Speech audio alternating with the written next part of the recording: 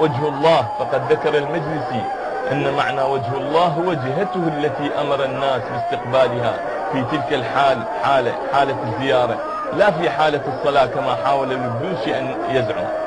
وأما بالنسبة إلى بعض الأمور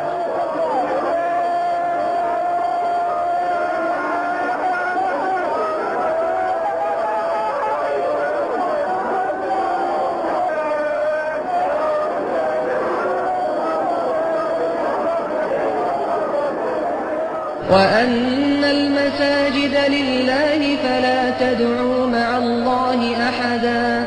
فماذا عسى النجدي يقول عن الشيعة الذين يأتون إلى قبر الحسين رضي الله عنه سجدا متوجهين إلى القبر وليس إلى القبلة، بل يزحفون سجدا كما تشاهدون؟